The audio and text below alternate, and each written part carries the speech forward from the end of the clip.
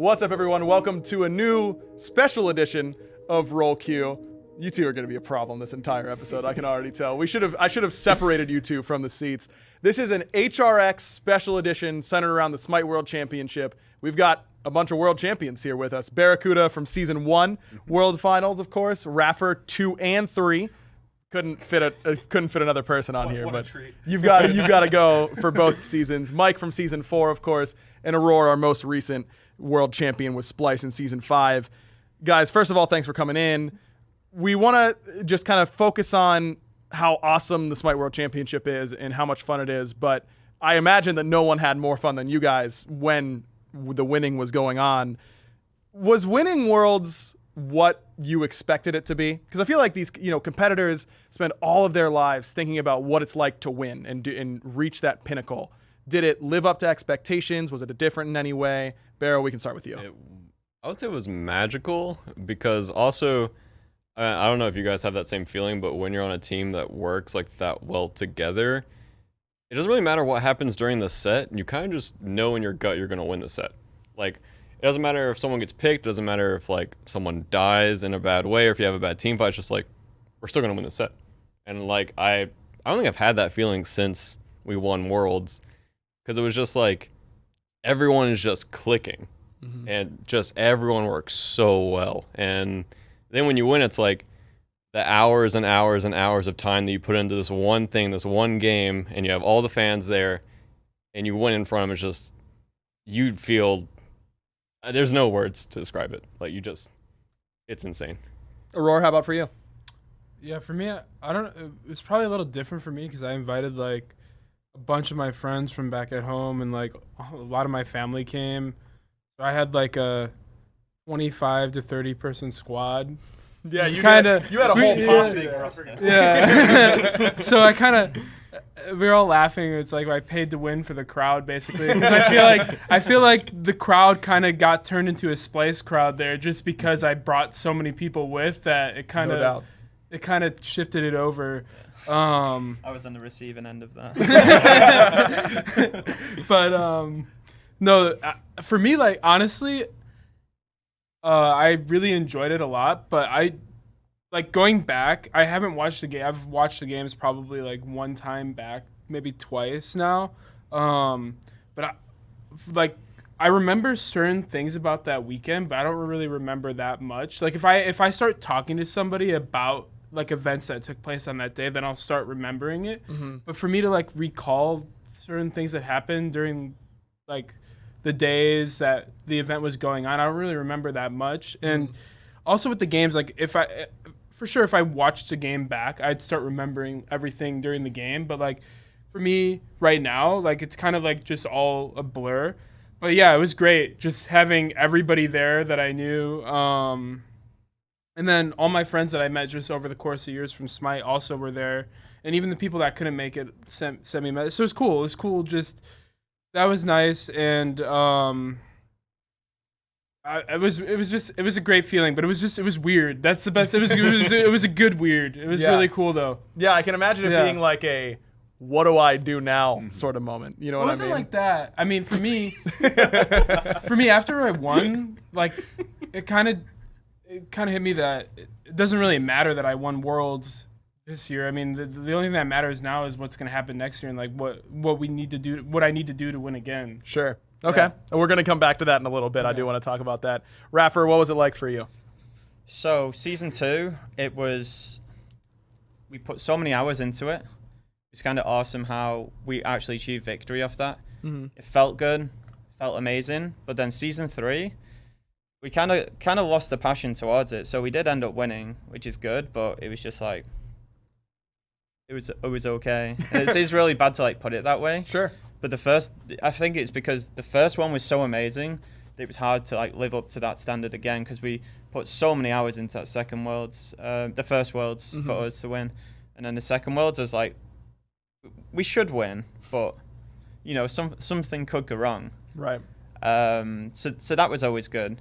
The best feeling about it though is just having a girlfriend who backs you up that much, and then when you win, it's so good to to like go speak to that person and then go hear what feedback she has to say to you. It's just that's kind of what made the hair stand up in the back of my neck 1-2-1. Sure, absolutely. Having that person that's close to you and really understands it. Mike, how about for you? Mine is actually kind of the opposite of Aror's, where I didn't really like tell people in my family that much what was going on. So I went through that weekend, and then after the set, I remember like a few images of like, you know, obviously like celebrating with your teammates and like Chaos, who was on our team in the summer split before he took a job here, and you know, all that stuff. And then I remember seeing BaRRa and Jeff after that. That was pretty cool too, because we had scrimmed them so much and like spent so much time talking to them leading up to that tournament. And I turned on my phone. I just have like all my cousins like texting me. I'm like, I didn't tell any of you what's going on. I didn't know that they knew. And that was like the coolest moment ever, because my family like knew what my job was or whatever, but I didn't like show them it. Like, you know, they hadn't played the game themselves, but it was really cool that like they went out of their way to look it up and support me. And yeah, that was a really cool feeling. I also think I probably have maybe a little bit of a different experience than say BaRRa or iRaffer, because I think at least for BaRRa, you've been to Worlds like every year. And I remember my rookie year on Eager, we were second seed in NA and we were like favored to make it, and we didn't. And when we lost at regionals, it didn't really hit me until I watched their set, C9 and Epsilon at semis, and I like felt like the whole arena was literally shaking, like how hyped everyone was getting, how loud it was, and like just seeing how important those matches were. And it like actually like gave me like chills like down my like body, and that's when I kind of realized like how much it meant. And then the next 2 years, like working to even to make Worlds was the goal at that time. And then to 2 years later, like have the opportunity to win it was like super surreal. Yeah, absolutely. By the way, Mike, speaking of a Worlds memory, I just remembered when you were talking about that season 2, you didn't make Worlds and you played on an Xbox open bracket team. I was standing over your shoulder watching you. Dude, you were raging your brains out. It was so funny because I was planning on going to Worlds, and the like weekend before I had to fly, I literally had like 103-degree fever. Like I was dying. It was so horrible how sick I was. And then that weekend, Shadow Q and like I think it was Mesa to Face and Homie Faye. Yep. They all messaged me and they're like, hey, we need someone to play this Xbox bracket. You're going to Worlds, right? You want to play? I'm like, yeah, about that. I'm kind of dumb sick, so I don't know if I can do that. And then I like did it anyways, and I just hated every second of it. Yeah, you were not having a good time. No, I recall that much. I was not happy. Yeah, I think he so, did. yeah. Yeah, I think he did. Me and my team were standing like right behind you. We're like, bro, Mike is not having fun on the Xbox controller. I remember that very well. That was rough for sure. Speaking of missing Worlds, what was it, season 4? Yeah, when I was on Trifecta. Yeah. Oh man, I was mad and sad. I was just, I don't know. I wasn't happy that I wasn't at Worlds that year. I thought we had a pretty good shot at making it, but like there was some things that just didn't go our way. Like outside of like our practice wasn't good, so it was hard to prepare. And I feel like, I mean, I'm not one to make excuses, but it just kind of sucked. But going to the Worlds as like an analyst and watching all the sets, and especially watching you guys win, I was like, man, I really want to be here playing. Like I don't want to be on the desk. It made me so yeah. I mean yeah, but yeah, it was fun. But I'd rather be playing than sitting on the desk. I don't think I could do that. Yeah. I just have to go sit down and one of the team's confused. I'm sorry, I'm playing this set. Yeah. It was really hard for me, honestly. Like because I made it the year prior, season 3. Like I didn't make it season 2. I was there as a guest caster season 2. I enjoyed that for sure, but it was kind of the same feeling then. Sure. Season 3, I made it, and we did really well, and I feel like we really could. I felt like after Super Regionals, we were the best team. That's what it felt like to me. I mean, you guys can say whatever you guys want, but that's how I felt. Season 3? Season 3. Yeah, I think everybody thought that. Yeah, and then going into Worlds, I still thought we had like a very high chance of winning, and like I was really confident. Like going in, like this previous Worlds, I felt really good about us winning, and I felt really good about the whole team as a whole. Mm-hmm. And if I had the same feeling as season 3 going into it, sure. And there's just some things that didn't go our way, and we didn't play as well as we should have, like in the Obey set. But yeah, after going to season 3 Worlds and being like a contender, I guess, of winning the whole thing, and then going to season 4, the team doesn't really work out in the beginning of the year. Some things happen, and then I go to Trifecta. Everybody on Trifecta I thought was a pretty good like group of players that we could maybe make some noise and at least qualify and have maybe a good run, but we ended up not making it, and it just that like hurt me, and it like motivated me to like try everything in my power to get back to where I was the year prior and just try to be a better player. So I think it was a good thing for me to go through that, but it was definitely a really hard time for me as well. Yeah, no doubt. I mean, just speaking on what Aurora was just saying, season 3, that loss for you guys in Eager, you guys have all had the opportunity to win Worlds, but also some disappointing losses on the World stage. Is it true what they say that winning feels less good than losing hurts? You know, is it harder to lose those sets on that World stage? I'll go first. Yeah, it just sucks. Everything about it sucks, because right when you lose that final game, whichever one it is, like game 2 or game 5, it's just, wow, it's actually over. Yeah. Like, we tried so hard, except for season 3. Season 3 loss felt fine, because I felt that we had performed way better than that team should have performed, because coming into season 3, I remember talking to the boys, and we were just like, it's not going to go well. Like, things just were not going well. And for some reason on the stage, we clicked and everything started working. But season 2 hurt a lot. Season 4 hurt a lot because I was the main reason we lost one of those games. And then I think season 5, we messed up the draft. So it was just like everything, like you have to play so perfectly because every team is so prepped and ready to go. And if you mess up one thing, you just get abused. Like, the one that's freshest in my mind is season 5 when Aror just destroyed us. Yeah. Like, we had a terrible lane. We picked Athena for solo and then ended up going support. And I was watching him just like, this is not going to go well. We can't outfight them. We can't outpush them. I mean, I'm sure you guys remember that meta, the dual lane meta, which is just, you have to draft a strong dual lane or you get shafted. And we got shafted. I don't even think I finished stacking Devos by the time that game was over. Like, it was just brutal. Yeah, it certainly. I remember that set was the draft certainly didn't do you a whole lot of favors. I don't think. Terrible in that one. How about for you, Mike?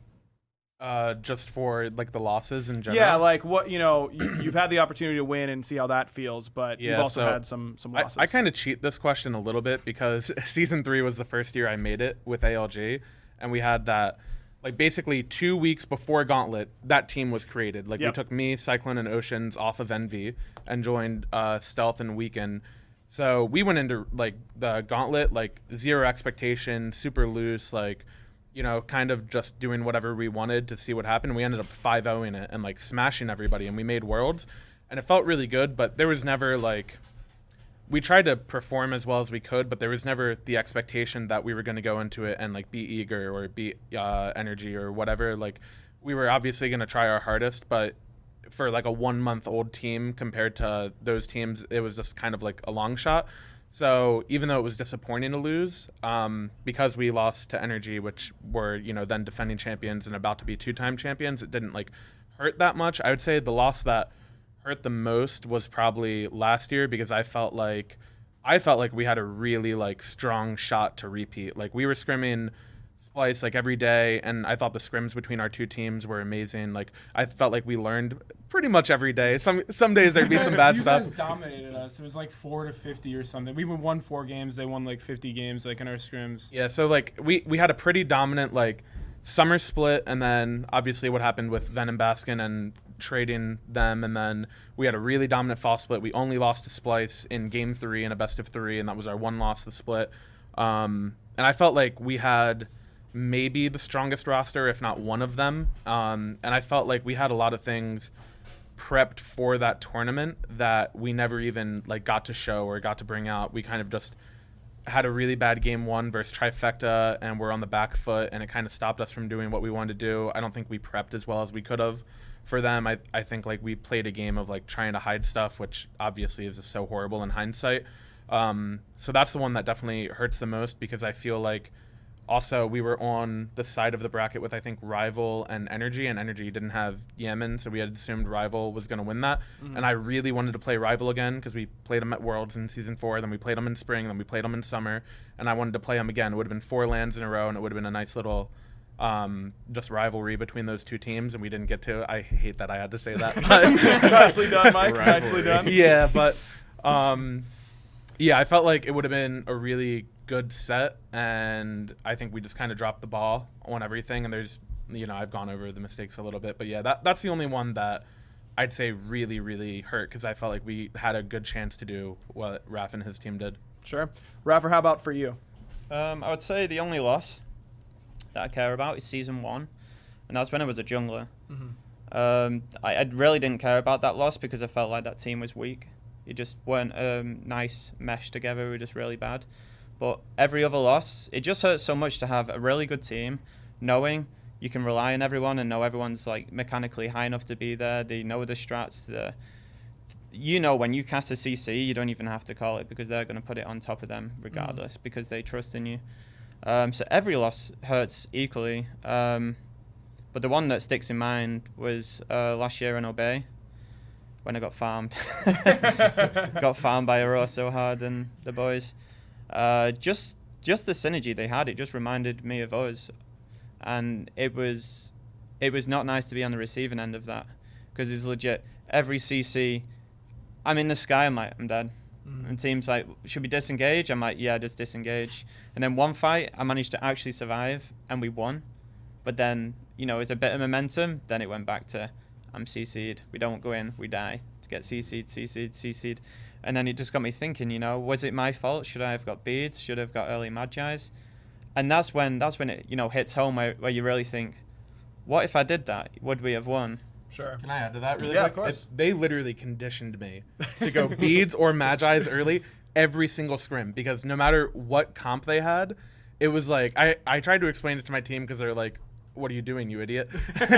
And I had to explain it. I'm like, okay, I'm either getting Naja alted, Fenrir alted. Yeah. I forget what other characters you guys play. I think Bosch they would play Geb. They would play Geb a Geb Wheelix, ulted. and Divios would just rotate over to our red buff to me. I get a Wheelix pulled over the wall, and I'm like, yo, I'm dead, by the way. And like they would just do all of these combos, and it felt like they were all like designed to pick a frontliner early on. And the gods they were playing with, Apwash and Zeus, it made it really hard to counter engage into that because you would just get AoE'd down. So I just started saying like, okay, well, the way we're gonna like counter this is I'm just gonna buy beads, and Sino's gonna try to do this, or if he ever tries to bait my active or whatever, I'm just gonna like dive them like crazy and just go in. I think that's when we started like figuring things out against them and like starting to dominate scrims a little bit. Which I mean, scrims are scrims, like Sure. it's not end all be all, but yeah, it took me like 2 or 3 weeks just to figure that out. And then when I saw him play, and it's funny hearing him bring it up, I was thinking like, if any support even tries it or like thinks of it or just like figures something out, like maybe they'll have a chance to win. But I thought Splice was just so good with like how they were drafting and how they were playing together. Like to figure out something like that, just it takes too long to do it mid-tournament. You like see Raffer before the set and you like can't even look him in the eyes. You know what's about to happen to him. You're like, Yeah. good luck, dude. Like, I don't know. you know. Yeah, that's pour how it one started out. Raffer got the upper hand at the beginning, though. He almost killed all of us. Yeah, the 3-on-2 start. I almost lazy backed and died. And yeah, that would have been bad, but it didn't happen. Raffer, I did want to ask you in particular about Season 4 Worlds. Was that one kind of an extra sadness moment knowing that it might be the end of an era for that team? Season 4, I felt more confident than the other 2 years going into that, and to lose that off stupid mistakes that I won't really go into too much. It really saddened me because I thought, because I was going to leave the team regardless, win or loss. Sure. I already made my plans to make a team, which didn't end up going through. That's when I joined Obey and I got that opportunity, so that was great. It was so awesome working with Prime. Obviously, like every single person was not selfish on that team. Sure. So it was just such a different environment. And then like Emil would talk to me and he'd say, what's it like playing with those guys? And I'm like, it's absolutely brilliant. It's like a breath of fresh air. Sure. Not that it was bad. It was just more of a break because there's only so much of one play style you can do. Sure. And then you kind of need to experiment. Yeah, So absolutely. I don't want to shit talk and say it was bad playing with them because of course it was amazing. They're some of my best Smite memories. And now on this team, I kind of feel like the same way. Where we're playing as a unit and I trust everyone. I just absolutely love everyone's personalities, no clashes, so it's great. Awesome. I saw a quote from Michael Jordan recently that was saying that there's a misconception that winning your first championship is the hardest, that clearing that hurdle is the hardest part. But he was saying, as someone who's won 6 championships, that the first one's the easiest because that's when you're the hungriest and you haven't done it before and you really have that drive still. And then it gets harder as you win more to keep that kind of fire lit underneath you. As people who have won, do you all agree with that? Yeah, I don't. The thing is, like, it definitely is that for sure. Like, you're maybe not as hungry, but just there's so many things that change every year. Teams change, players get better, metas get different. There's just so many variables for at least our game, and to go another year and come out on top is just so impressive, and it's so hard to do because there's just we've all played the game for so long. There's so many things that change every year, and there's so many new things that people do, so many things that people come up with new things every year, and at the end of the day, if you can rise to the challenge again and conquer, it's the same game, but it's like a different, I don't know how to put it into words, but like it's just like a different field. It's really, really impressive to do that, and I think to be able to like put that much time in again and just figure everything out, it's really cool. Yeah, to go on top of that, I think the more you win, the better you make your opponents because they want to take that next step. And I think that's the main thing. Going from winning season 2, it kind of felt like we were a new team. We had no expectations. Just to go in, win. Season 3, it started to feel, the pressure, people getting better. Bay were playing great versus us in scrims. They were doing cheesy stuff. But they were making us rise to them at that point. And then we were like kind of overtaken in scrims. Sure. And then when it comes to season 4, that's when Rival popped off. They played really well because as time went on and on and on, they just wanted to go higher than us, and they finally did that in the end. Sure. Mike?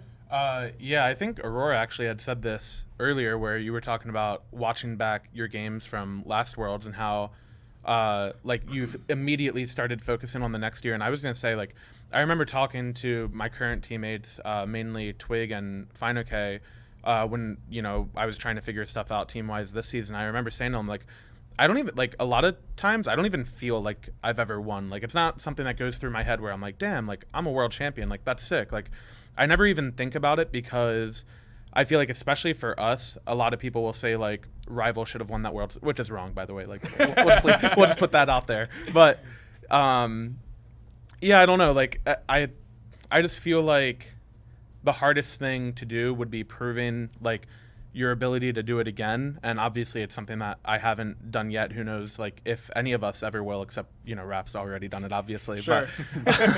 Easy But, for him. Yeah, but 3 time though. but yeah, pretty much, like, I think getting back to that point is kind of what I'm obsessive over now, because you can always chalk it up to, like, having one good run or having, like, one really good weekend. Like, everyone on our team played amazing. I'm sure that's a sentiment every single one of us would say for every championship. Like, you can't have a weak link. Nobody can play, like, poorly. Everyone, like, has the tournament of their life. And people can say, like, that's a fluke or whatever, say, like, oh, this team is better. If you do it again, then you're just proving it's not a fluke, right? To everybody and to yourself. And I think to have that, like, security and to, like, know what you, like, how much work you put in to accomplish that, I think would be the most satisfying feeling ever. So I think the first is maybe, like, if I had to guess, would be, like, the best feeling, like, maybe a little bit of relief. But I think the second or third would be what's, like, really, really satisfying to know, like, everything you've gone through. Sure. Barry, you have any thoughts on it? I think mine's kind of different from you guys. I felt a lot more pressure. Like, because before season 1, I hadn't really gotten a lot of backlash from fans. And pretty much ever since then, whenever we lose, like, the amount of backlash it seems to increase. And I'm just like, like, there's a lot of losses where I feel like I didn't even play bad, or, like, one of my teammates didn't even play bad. But then, like, there will be these tweets that are just like, you suck. What are you doing? Why are you playing SPL? Like, retire. I'm just like, Bro, come You on. should see my Twitter feed after Armada. That would be a real treat for you. I forgot that happened. I'm sorry. That was like my first dig at the Summerland when we were expected to do really well and eager, and we just got that was the most embarrassing loss I've ever had. That was Oh bad. yeah. Yeah. That was the Guan Jungle, right? Was Yeah. that set? Oh my god, yeah. But no, I thought honestly, our picks maybe weren't the best, but I still feel like I'm not gonna defend them to the grave, but I think they were okay. Sure. Like we could have still lost the sets with the picks, but I feel like we just played so bad, and that's why it was so embarrassing. Yeah. Like there's no you can't use the picks as an excuse. As a team, we just played terribly, and that's why it looked so bad. You and I were on the desk for that set together, weren't we? I was It like, it don't was- pick Gwen again. Don't pick Oh, they've locked it in. And then I immediately went to talk back and talk to production. I was like, "Yo, can we get a slow-mo replay of the Guan lock-in just to like troll a little bit?" It was so funny. As you were saying, I don't think it was a bad pick. I just think he wasn't performing on it, so maybe it was time to switch it up and maybe get a for better sure. performance in another guard. Yeah. When you guys have played so much Smite, you know when you have locked it up or gotten to that 99%. Like this game is over. We are going to win this game. Do you guys remember that moment in your clinching games in Worlds? Do you have a specific moment like, when we got fire, or, we invaded them early on and we had a 3K lead? When did you have a moment that you were like, this game's over, we are going to win Worlds? Well, for me, it's probably different than all you guys. I have multiple memories of teammates that I can bring up, and my favorite one's the Zapman one. But I'll bring that up after. But for me, like, I'm always telling my team, like, we still have to win the game. It's not over. Like, until the Titan's dead, that's when I feel like it's locked up for me personally, and I let my team know we haven't won yet. Sure. We have not won the game yet. So you just stop talking about what you're talking about and focus on winning the game. And I've made it clear, like Zap, I remember when we were playing against Flashpoint. This is the first time it happened. We just got Fire Giant. We're walking up right lane, I think it was. I forget what. We were walking up a lane. He's like, what are we going to do after we win the game? I'm like, dude, shut up. We still have to win first. And he's like, okay. And he just instantly got quiet and started focusing on the game again. But yeah, no, for me, like, it's not over until the Titan's dead. So that's how I look at it. But it could be different for everybody else. Sure. Barra, do you remember? I mean, mine's Yours is the easiest one, yeah. MLC stealth ripping through. I mean, that's just he dashes over the wall. Like that was kind of what I was bringing back earlier, where throughout that whole set, I kind of knew we were gonna win. Yeah. So the whole set for me was just like, this is just easy. And then game 5, like one person, because I've watched back the game 5 like several times, and one person would have a bad play, and then like 2 other people would step up and have like the best fight of their lives, and that just happened the entire game. And then right when we got fire, because back then there was no Fire Giant noise, so people would still walk up, check fire, and I see Stealth just like beeline it to the corner, and then like I'm like on her jumping over the wall. I'm like, all right, I guess this is happening. Like, hope we don't throw. And then he just like hits a nasty triple root, and just that was the game. Yeah, that's what when I think of like putting myself in the shoes of winning a world championship. It's the moments where after you get that triple and you're just walking to the Phoenix, like that has got to be just the best feeling you could ever have. Mike, did you have a moment where you were like, all right, that's wrapped up? Yeah, I thought of it and started laughing to myself when he was talking. Actually, I think the easy answer would be when I stole fire. You could just like feel like they were deflated, like you just knew it was over. Sure. But I don't know if you guys had this. I remember after we played Obey, I went into that set and we were scrimming SSG all the time, and I remember typing back and forth to them, and like we were talking about like how we like thought the bracket was going, like how we were prepping and everything. And I remember thinking that we were going to play Obey in the semis, which we did, and that it was going to be a really hard set. And then we 3-0'd them, and it was like a huge surprise, to me at least. Like, they didn't really like adapt much throughout the set and kind of just let us do what we want. And I thought if any team did that, we were going to steamroll them because we had practiced so many games doing the same thing over and over and over. But I remember going back to the hotel, and Ven and I were always roommates at LAN. And I remember going that night, like going to sleep before the finals, and I remember like we had done our prep and everything, and I remember thinking like, Yeah, I think that tomorrow is going to be hard. Like I hope everybody doesn't expect it to be as easy as obey. Like they need to be mentally locked in, be ready to make adjustments. I remember Ven just laughing and saying, "Dude, it's so free." And Ven is not like that at all. Ven is a very level-headed guy and I think very mature, especially for his age at the time. He was 17. And when he had that type of confidence, I was like, "Dude, it is over. We're not losing." Because at the time Ven was the question mark on our team. Ven was the guy who, it was his first split in the SPL as a mid laner. He had way less experience than us. Salt had finished second at Worlds before. Ven was the question mark, and when he was that confident, it just was infectious to me, and I'm sure to everyone. Sure. Raffer, for either of your Worlds wins, I suppose. I'd say second Worlds. It sounds really troll now, but the moment I remember is when Paradigm lost to Enemy. I was like, well, I guess we've just won Worlds, boys. Which sounds really cocky, but that's what we were saying. We were going to sleep that night. It's yeah, we're going to sleep easy tonight. We've got a free win tomorrow. And it was pretty free. Yeah, I'd stop you if you were wrong. I wish it could have carried on through Season 4, but yeah, that memory will always stick in, because I remember I was thinking, if they just ban Kepri, they're going to win, and we're going to have an all-EU finals. And they didn't. And they didn't ban it until it was too late. They kind of had the momentum on them. Yeah. I remember actually speaking to them the night before to Paradigm, and they were saying, "Oh, they weren't going to ban it," and I'm like, "Okay, we might have a free Worlds. Whatever you want to do, you do." Yeah, and it turned out pretty well for you guys.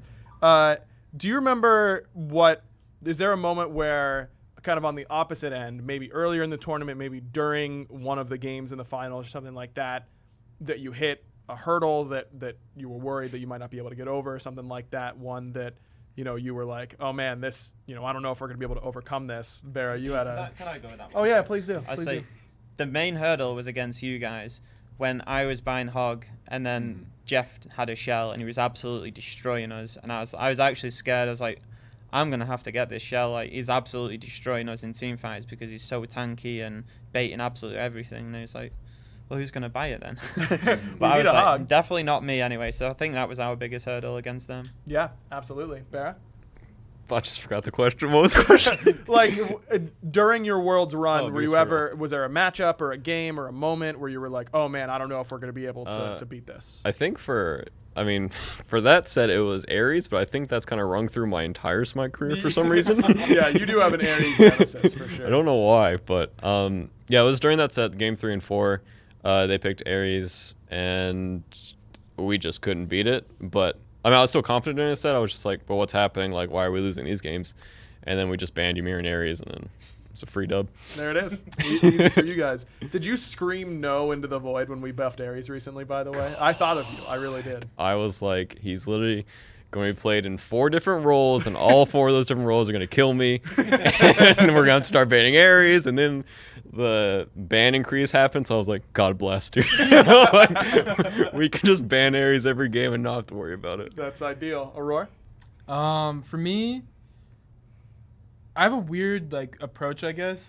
For me, I always try to on any set, I always want to win. I love winning so much that I try to will myself to win no matter what it takes. And there was definitely the biggest hurdle, I guess, as a team for us last year was probably in the finals versus Rival. I think it was game 1 or game 2? Did they beat us the first game? Yes, yeah. I believe they did. Yeah, I think it was game 2. It was game 2. They had a huge lead. Oh yeah. And they were up by 5,000 to 8,000 gold. And Ice made a really good play on Maswell and Sino. Sino kind of didn't use any of his abilities, and Ice Pele ulted him and Maswell, and he chain lightning the Pele ult to Maswell, so they got double killed under tier 2. Mm-hmm. So everybody was I know everybody was starting to feel oh, this is not looking good. I could tell. So I was like, we're fine. We could still win. And I'm like, we just need to just play how we practiced, and we just need to do what we've been doing in scrims. And everybody know, take a frontliner out. So Right. Sino had a good call to go over to solo side on Deathwalker when he was invading blue. Literally all 5, or I think it was either 4 or 5 of us rotated over to blue. they all went to Gold Fury. They got a free Gold Fury uncontested because we all rotated, but we killed the really fed Kakolin. And I'm like, look, we could still do this. And everybody was like, okay, yeah, we can. And then we started just killing frontliners over and over in that game, and we brought it back. And I feel like that was like the biggest team hurdle last year for us. Yeah, I remember that game pretty well, actually. It helps that it was the most recent for sure. My brain doesn't work very well. Mike, how about for you? Honestly, not as much, because that tournament just happened to be that we kind of just rolled through it. Yeah.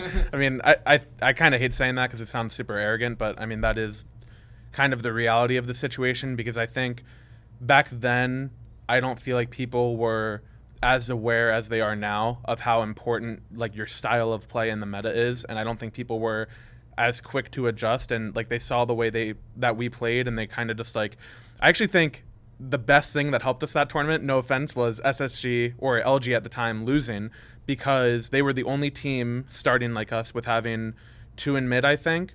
Like every single game, like no matter what, like 2 mid, 2 solo, support alone. And Energy had beat them, and I think the other EU teams took that as like, oh yeah, like this is better, like we know it's better. And they just didn't change anything versus us, and we just like rolled over it. And I think people were just a little bit stubborn, and I don't think you would see that as much now. I think their set versus Rival is a good example. I feel like it kind of happened again though for our worlds, because you guys we did the stacker duo start. And we botched it. We messed it up you so guys hard. Messed it up, and I think game three, you guys didn't do it, right? You just started. We didn't standard. I think we didn't do it game 1 or game 3, and we did it game 2, and we Yeah. ended up winning that game. But like, it was not because of the start for sure. Yeah.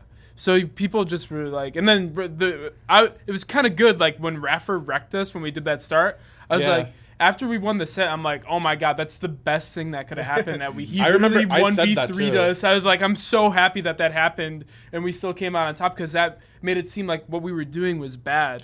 I remember so then we saying came that. into the dig set, and we literally just had, in the first 2 games, we had such a big advantage for free. And you know, every player in Smite, if you get ahead, you're gonna be playing pretty well. Like everybody's good at playing ahead. So if you can put yourself in a position just from the start of the game to get your team ahead, even if it's a small advantage, it goes a really long way. So dude, it was so funny because we scrimmed dig for like 2 days when we didn't scrim you guys before that tournament, and we showed them nothing. Like we showed absolutely nothing. We didn't show the start, what we wanted to pick or anything. Well, we showed some stuff. We didn't just like troll, but like the start was what we hid. Like we didn't show the start. So when you guys had those bad starts versus them and then still won, I remember thinking Dig was going to go into that set being so confident, because Trix and like Arkle were so good in duo lane and 2v2s. They were just going to think like, oh, we can just handle it. Doesn't matter. And then they definitely like didn't adapt at all to it. And Splice just got ahead every game. And once that happened, I was like, dude, they're like, Variety and Trix Tank were going to have the worst experiences of their lives. Like they were going to die off cooldown. It seems like we picked a good group for this. I mean, Raffer, you helped Aror win. BaRRa, you helped Mike win. You know, that's it's good camaraderie here on the rollqueue desk. Yeah. So you guys, you win. You know, you throw the headsets off, all that kind of stuff. What's your biggest memory of directly afterwards? Is it lifting the trophy? Is it talking to someone in particular? What stands out to you when you think back on some of the first things you did after winning?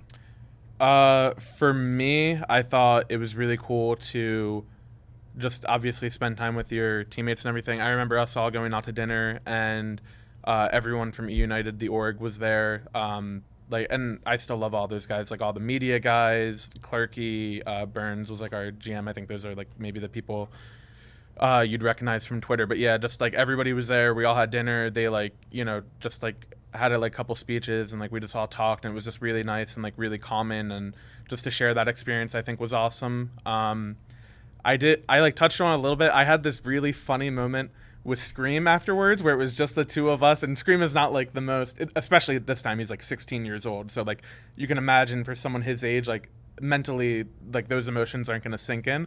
And I remember just like we hugged each other, and I just remember saying like, dude, I'm so proud of you, like you farmed. He just said nothing. I just started laughing. It was so good.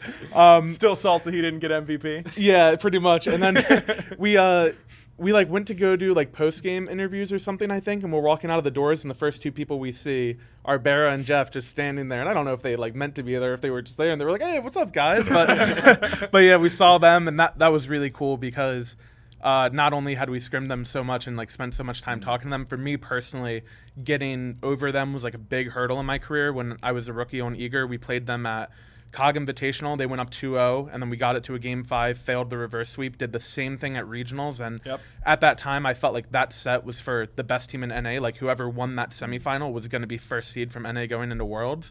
And we failed the reverse sweep again. So like it was always a big like motivation for me over my career to beat those two. So then like to then see them and like have them congratulate me, and I think Jeff said like, you know, welcome to the club or something, like I was like, oh my god. Intentional there or just coincidence? Well, yeah, me and Jeff were watching the whole set, and then from our perspective, like, I mean, he touched on it earlier, but it was just so free for them. Like they just played so well, and like since we had scrim partnered them, it was kind of like you were winning as well, because it was just like we knew our strategies were good. We knew what we were doing was good. Like we knew that was the best meta, and then it was just awesome to see like them perform and them just play out of their mind. It was just ridiculous. Yeah, absolutely. How about for you then, BaRRa? So while we're with you, any memories of what the first few things you did after you won? I remember seeing Destiny, seeing my family, seeing my real life friends, and then just getting swarmed by fans. And then we had a giant like press something, I don't remember what it was, but I just remember being up on like this stage and getting asked all these questions. And then I think people were there from Tencent, and they like interviewed us in the back room, and it was just awesome getting like so much recognition. And just like I remember being extremely hungry, and Andy was just like, when can we eat? But it was just awesome. Aror? I guess the first thing, like after we won, we had to do some interview thing too in the back, and then I remember my brother came up to me and gave me a hug, and then I saw my other brother and my mom and my dad, and I was just I knew they were happy because they saw like how much work I put into like just practicing and like doing everything in my power to win. And so it was cool that they got to see me come out on top after all the hard work I put in, and that was really cool. And then we did that interview thing, and then after that I just remember hanging around. We got to take a lot, like after there was like a big crowd like after we won that took like everybody's taking a lot of pictures and stuff too. I don't really I remember all of that kind of, but not as much as like after we did the interview, all the like the crowd kind of left, and then we kind of all hung back, like everybody from the team, everybody's friends and family that were there. I remember Clumsy came up to me and was so happy that I won, because I've known Clumsy forever, and he's one of the designers now that works on Gods, and I think that's super cool that he gets to do that. I talked to him. I got to talk to all my friends that came from home, my family. We got to take a bunch of cool pictures. I just remember that moment was really cool, just to see everybody together that was there, that came from like everybody's family and friend group, just in one spot basically. I remember that a lot. And then we also went out to dinner. That was cool. My one friend spilled wine everywhere. It was really funny. Well, it happens, you know? Yeah, but no, it was cool. Awesome. Raffer, how about for you? Short but sweet, but my funniest memory was just holding the hammer in a very unique way on this stage. I was going to ask you about it if you didn't bring it up. Yeah, what was the plan going in, you know? Was that the plan? Just to be a clown, just to make people laugh, and I could hear everyone laughing, so it worked. Yeah, it certainly worked. And now that is in the game. Isn't that crazy? Like that I can't believe we put that in the game, to be honest with you. I wasn't expecting it to be in the game. That wasn't the long plan, but hey. I'll take it. Yeah, you'll take it for sure. We've already touched on it a little bit, so we don't have to go quite as in-depth if you don't want to, but I want to go around. Something I like the most about regular Roll Q is have you guys talk about each other's playstyles and that kind of stuff. But what stands out about when you were watching that person or that team win, you know, whether it was the reason or just like some pervasive thoughts that you had during that time? We'll start with the season 1 victory. Do you remember watching, Mike, that season 1 victory? You weren't playing at that time, I'm right? I'm literally like a plat player in college. You know? Like that's my experience from it. I remember being just like a casual fan at the time, and I remember everyone saying like COG Red, I think, was like the favorite team. and that they were scrim partners and played all the time. And I just remember watching that and seeing everyone on COG Prime just like have amazing tournaments. I think like even the player, like, you know, everybody talks about Stealth's like huge play at the end, and I think all of them had really like amazing individual plays and performances. I remember like Jeff had like this nasty like Sylvanas pool. I think that was that against COG Red? I don't remember exactly, but Was that the time he pulled Snoopy? And yeah, he Snoopy pulled Snoopy. Yeah, mid dash. He blink pulled, and I was like, oh, Yeah. dear God. Yeah, Bro. it didn't even turn into a kill, but it's just like a nice little heat check for the boy. And I thought just like watching them pop off was just really cool, and it definitely like motivated me going into season 2. That's when I really started like playing ranked a lot, and I was still a student, so I was just doing it for fun. And then I got an offer to just like, hey, you want to play Challenger Cup? And I am like, absolutely, you better believe it. Yeah, no doubt. Raffer, what do you remember about watching BaRRa win? So, I obviously participated in the qualifiers for it, lost. And then I didn't rate my team very well. I thought they were just bad players. Just inexperienced. And to watch them play, I was thinking I could be there on that stage playing against them. You know, obviously 5 respectable players. I want to play against them. And that was kind of like the main goal, just to be good enough to be on stage versus, you know, these 5-star players. And to watch you play and to come back from that, it was nearly a reverse sweep, right, versus the Aries. I was like, if they don't ban it now, they're going to lose. And they banned it, and then you just played absolutely lights out. And I thought, these guys, these are the guys that I look up to now. I want to be just like them. I want to be on the stage. I want to beat them.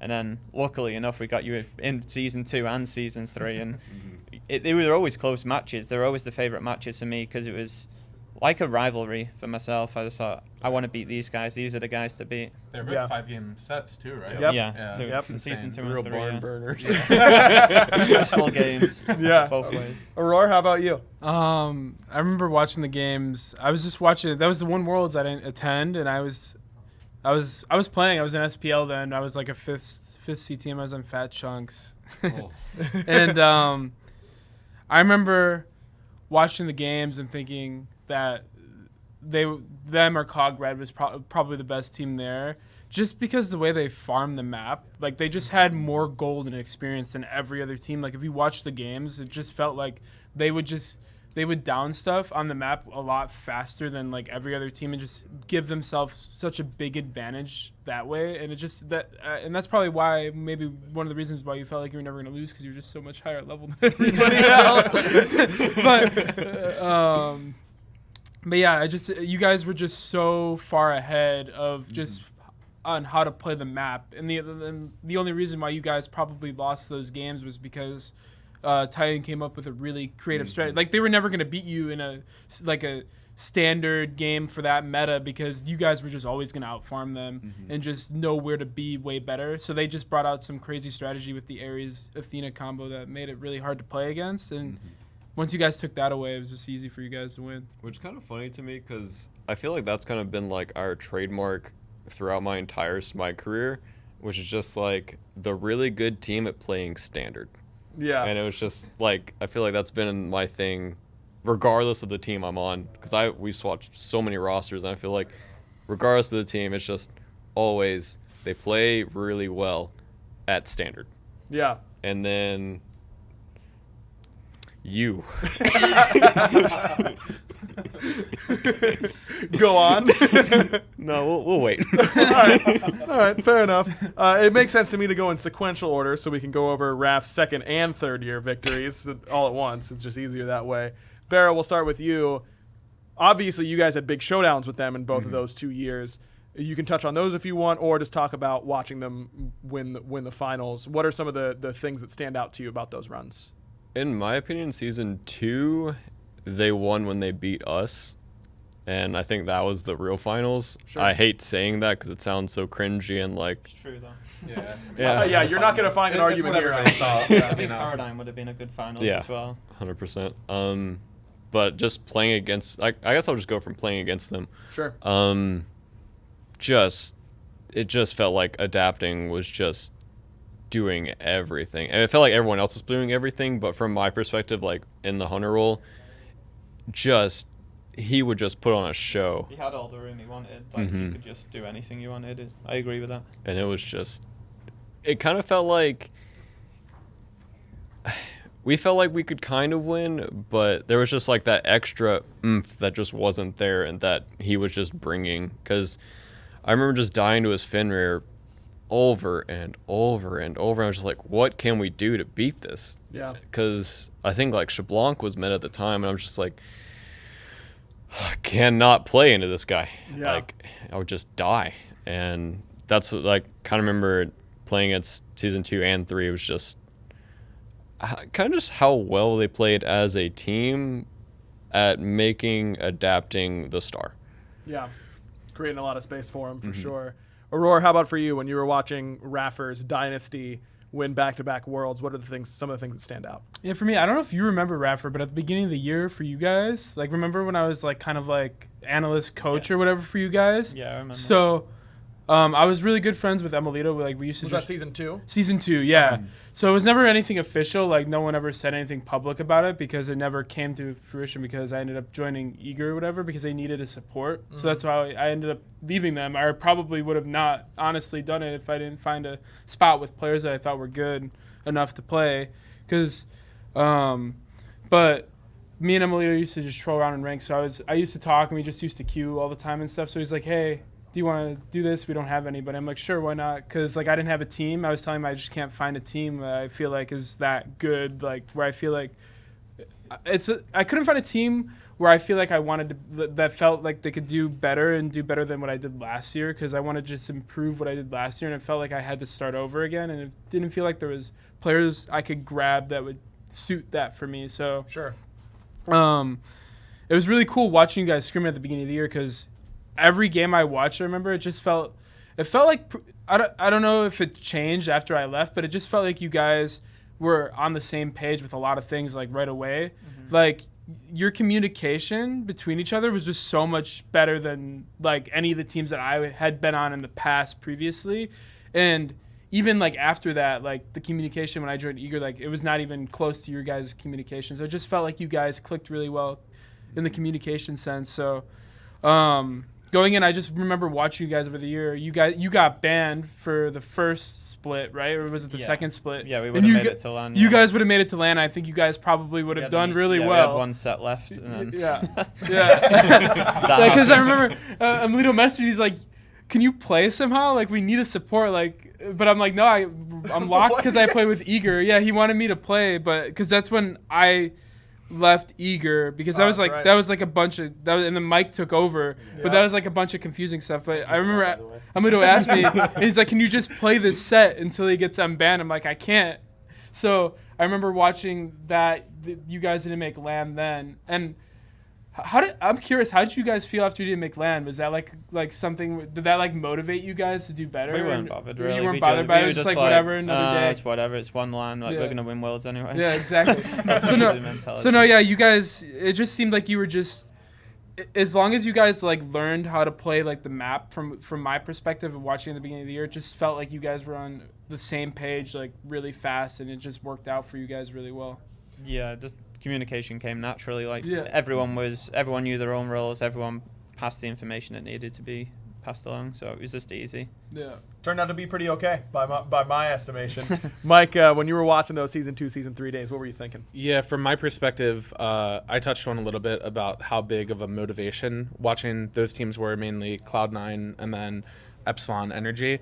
I think they were just like the gold standard for what everybody wanted to be. Like, just not only individually these amazing players, but people who, like, Adapting got a lot of the, stardom from it, but you would even hear him talk about, how much he, like, relies on his teammates and just how well they all work together and everything like that. And I remember from an individual standpoint, I don't know if you said this in a stream or an interview or what, but one of the big takeaways I took from it is I remember Raph talking after you guys won the first time, and I think you had maybe won Season 3 Springland or something like that.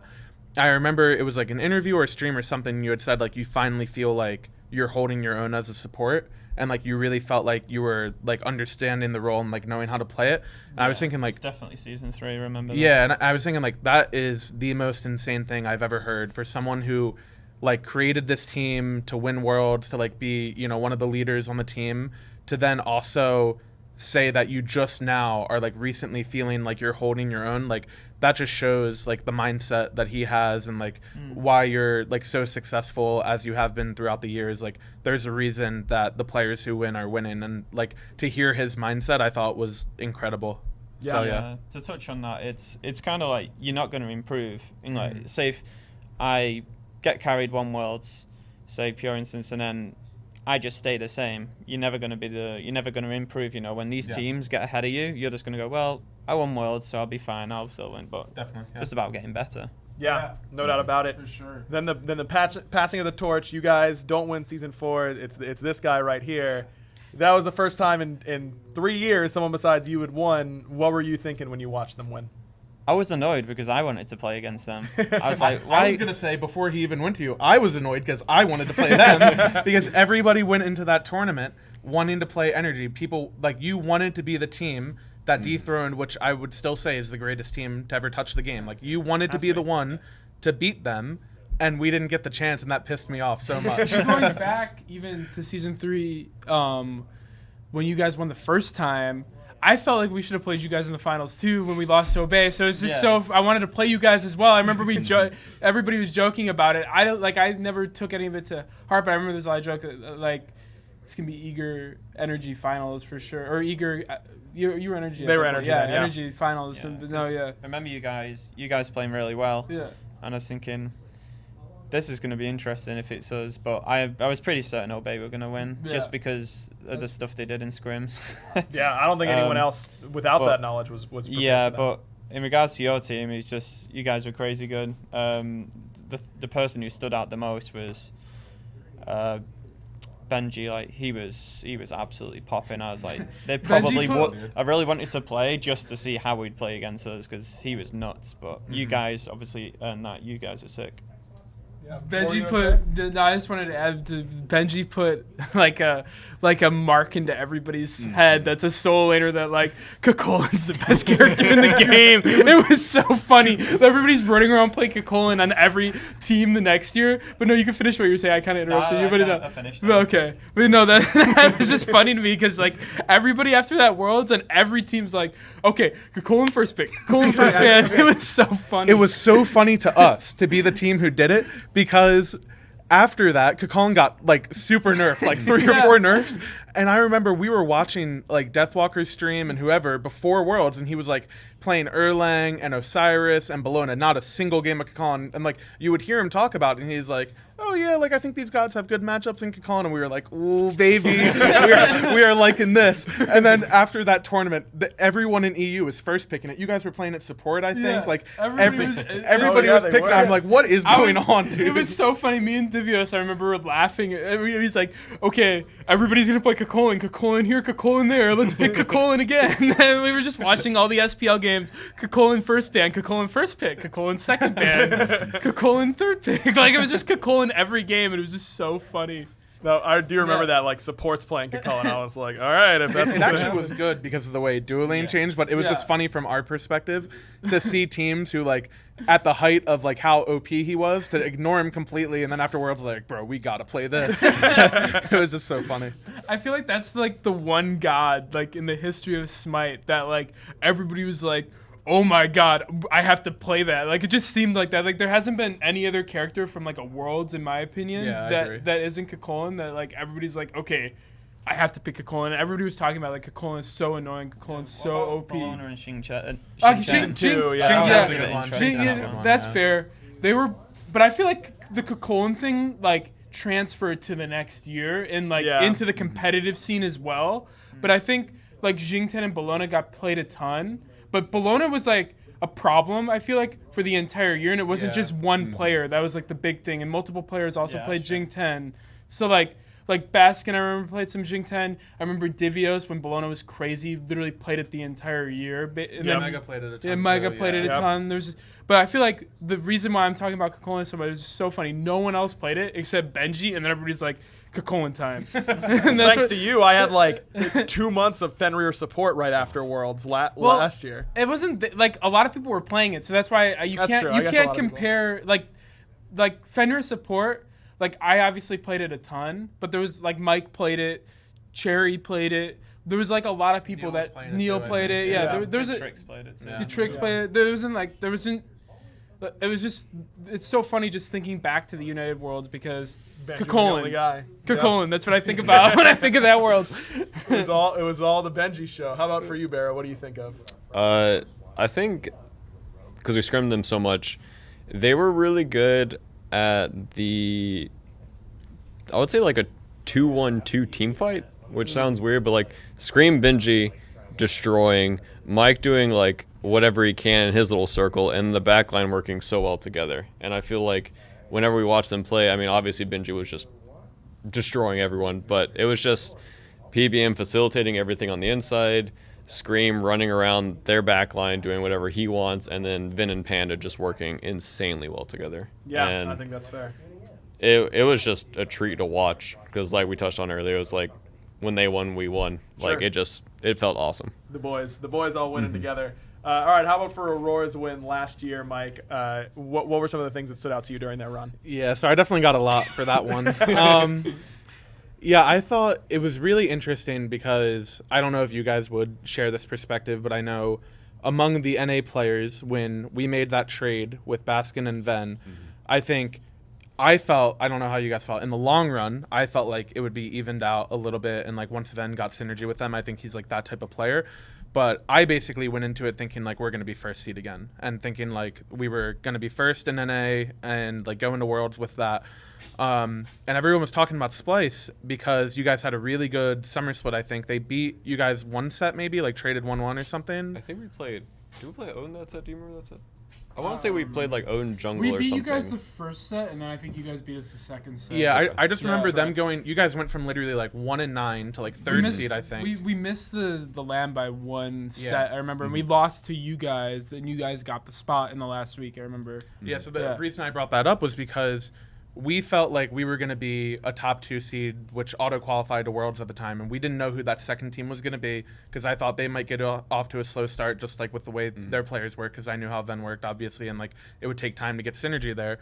And people weren't even guessing Splice, or like we weren't, because you guys were at the beach house and you guys all went from, like you guys had what, 4 West Coast players or something, all going... Well, 3 West Coast players. Yeah, there you go. Yeah. And they all had better ping, and they were all going to go back to worse ping, not be in person. I was thinking, like, you know, they might, like, stay at third, maybe go down to fourth. Like, I don't even know if they'll be second. And they just came out, and they were, like, so amazing in the regular season. I think they were doing a bunch of stuff people had never seen before. I think you guys and Obey were the first 2 that I saw run a lot of, like, Alposh Zeus. You guys were ahead of that. You guys even tried random stuff like Chernobog Jungle, I remember, just a lot of crazy stuff. And I remember watching them play and seeing them innovate. And then after the split, I remember we scrimmed you guys a bunch, and me, you, Sino, and Max, or Panda, had the content week. And I remember talking to a ton, like, over those couple days and just, like, talking about our scrims and, like, talking about how we saw, like, the meta developing and what we were going to do for Worlds, and talking about, like, what we wanted to show other teams, you know, et cetera, et cetera. And then we had came to the conclusion we should just scrim each other.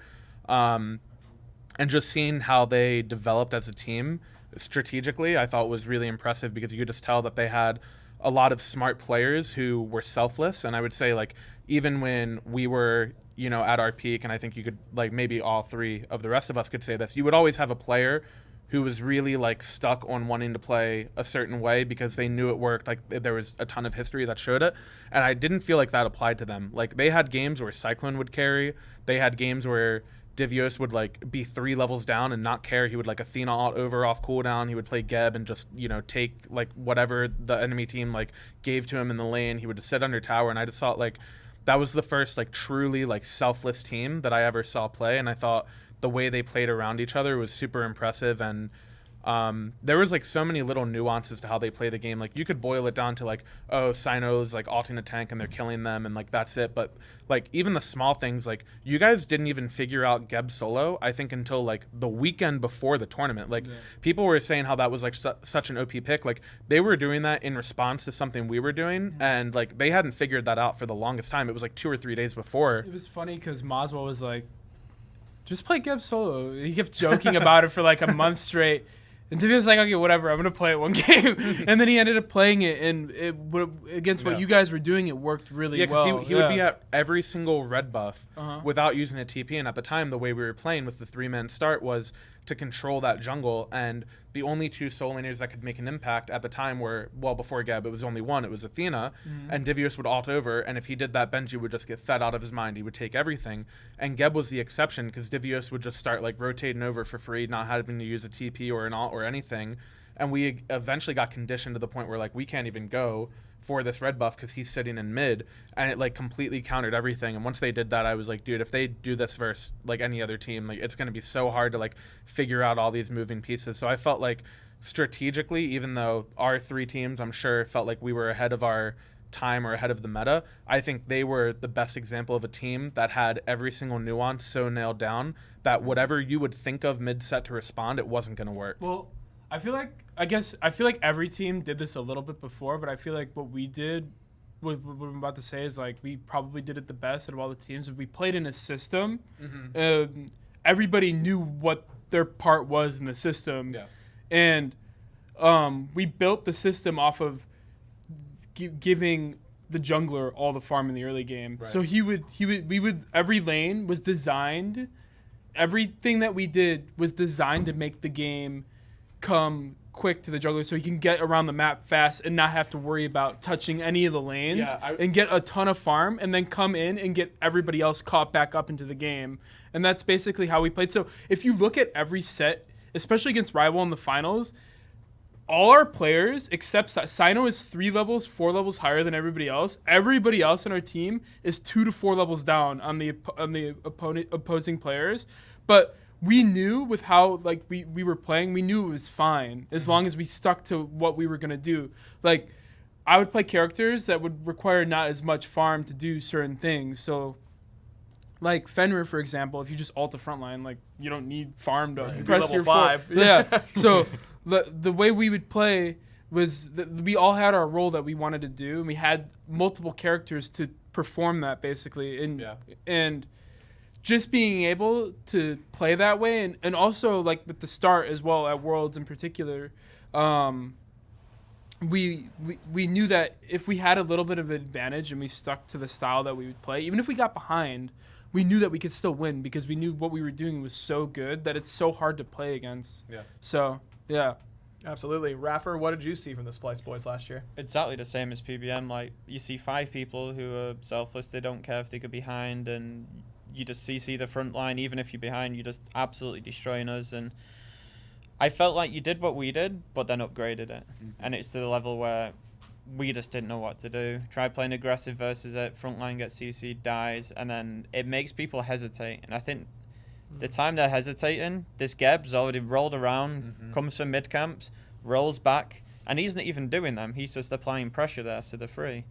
And that small lead, as you were saying earlier, goes a long way because you're getting your teammates ahead. Even if he lost 1 minion, he's legit just gifted you guys the mid camps. Yeah. And I felt like you guys did that perfectly, and it caught me by surprise. I was thinking, I wasn't expecting that play style. I remember going into that set against you guys, I remember talking about saying like, this is a team that's is close to similar to us in the entire tournament. So this set's going to be, it's not going to be an easy set because they play what we want to play.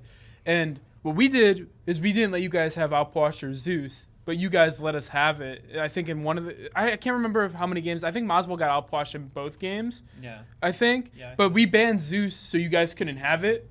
So we basically made it so like, we're getting one and you're getting none, or no one's getting anything. That's how we went to thinking in the set, and you guys gave us one, so we were really happy. Our thought process was really weird. We were just like, I don't know, it's like something clicked and we just wanted to change meta or something.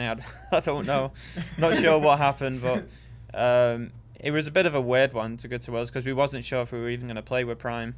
You know, so like prep was kind of weird because I was really confident in that team. Everyone was sick. But you guys were just way more selfless than us and played perfectly. That's all I can say, really. You guys are insane. Yeah. You deserved it. I remember that semifinal game or that quarterfinal game very well because I don't remember if I casted it or not, but I remember turning to one of the other casters and saying, Splice is going to win. I mean, that your team was coming in so hot, even with this whole like Prime might not be playing thing. I had really high expectations for you guys and thought you guys were going to do well. And to see how much you guys beat them, not only you beat them in both facets of the game, you outplayed them on the map and in picks and bans, and that's when you really get to see like how good a team really is. And I was immediately like, man, this Splice team is so much better than we thought they were going to be coming into this event. I remember that quarterfinal pretty well. BaRRa, how about for you when you were watching the Splice boys? What stood out? I agree with everything they said, and as well throughout the year, it just kind of seemed like you guys were just designing the meta, and then you would design the meta and then design the counter to the meta. Because I don't know if you remember the Izanami Ardio lane. Yeah. Or it was Izanami and something else, and then you would counter it with RDO-Cupid when the other team would pick Izanami. And I was just like, they literally created the Izanami meta, and then they created the counter to the meta. And I think that was the first team that I had ever seen create something and then know how to destroy it. And I just remember playing it, so I was just like, so you can't give them Izanami unless you are very confident in the RDO Cupid, like versus Izanami, and then he'll pick a pick that beats the RDO Cupid probably. And it felt like they knew what you were going to do, and then they knew the counter to what you wanted to do. Again, if you played standard, you lose, and if you played their blade, you would lose. So you had to play like the third step after that, and it was just, I remember playing it, and I was just like, what do I do? Like, I don't want to be in dual lane, which is just kind of bringing it back to that. That's when you have to troll pick. Yeah, I was just like, all right, I guess I'll play Osiris. Like, Yep. we'll bring it out. But that was just bringing it back to way earlier. That's just been Aror. He will find a way to make you hate the game. Yep.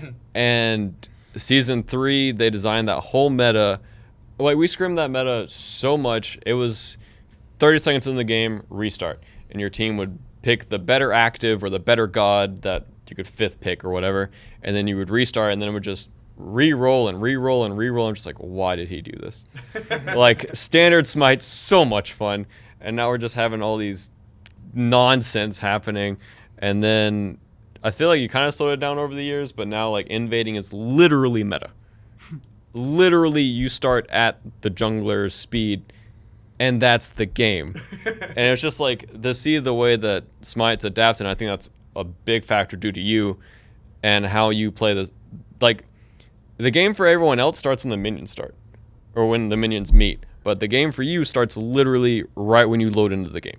And you always find a way to just abuse it and just figure out the best way to play Smite, however, whatever the meta is. And I feel like at Worlds, you guys were rotating your front line really well. Like, Sana would pull anyone into the air, and playing against you guys, your front line would rotate. It was like the European style of frontlining. NA was killing people. EU was rotating throughout the Guardians or the frontliners, anti-seeing people.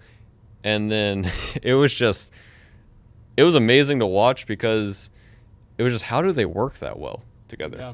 And just watching, like, you guys would Gebolt me, and then another Xing Tyndall would come, and then I would get CC'd after that. I'm just like, I have Magi's, I have beads, I cannot live through this. And I think that's just how everyone felt against you, especially iRaffer, I guess, because it was just like, how do I live through this, regardless of who they're going on? It was a bad pick.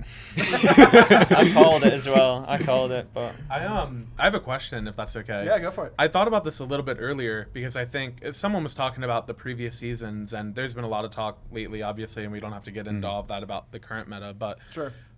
have you guys ever rewatched those worlds and then thought, like, with what you know now, those metas would be completely different? Like, what we thought was like the guarantee, like maybe with the exception of like the most recent with Splice, like what we thought was correct back then, I don't even think we were right. Like, I think Even over this recent one too, you could even argue like what we yeah, know now. yeah, you can make the argument for sure. And I just think like there's something to be said. I think you were talking about how the game evolves and how to be on top of 2 different like individual seasons of like these huge evolutions that happen year to year throughout like metas, gods, everything.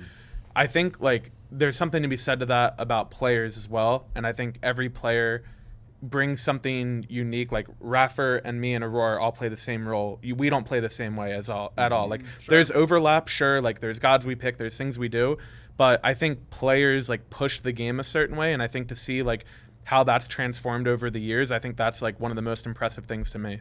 Yeah, absolutely. I mean, those metas were all very, very different. Unfortunately, guys, we are running out of time. Real quick before we go, a lot of times, we focus more on the prestige and that kind of stuff, but you all got some pretty big paychecks by winning Worlds. Did anyone do anything fun did anyone immediately go out and get a car they really wanted or anything like that? Or were you guys all responsible adults? I got a car because I had a Nissan Maxima and it literally broke down every like 3 or 4 weeks, and my dad hated it.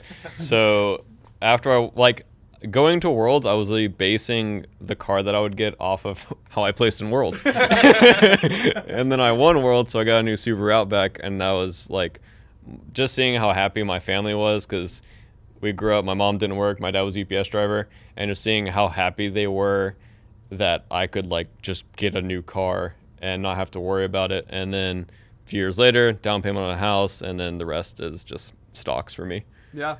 Fair enough. How about for any of you guys? Anything fun? Well, I guess what was good for me is my parents spent 25 years on a mortgage, and then in 2 years I paid for a house outright.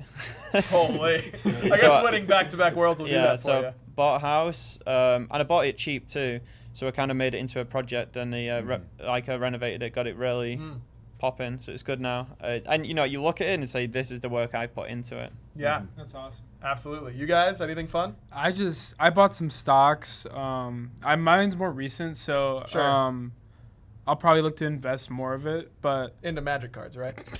no, probably A not. couple sick legacy decks, like, I don't know. I can get Power magic 9. cards with other stuff. Yeah, I don't need my World's money in the bag. You But can yeah, play the balance team to get Hog back into the game. There Take you the go. invade to the next level. Pay to find out all the Smurfs. That's the real game plan. Just stocks for me, nothing exciting. Nothing exciting. Well, certainly Worlds will be exciting, guys. Thank you very much for joining us and talking about it. We're talking all about the SMITE World Championship, of course, so make sure you get your tickets November 15th through the 17th. HiRezExpo.com is the place to go. We'll catch you next time here on Roll Q.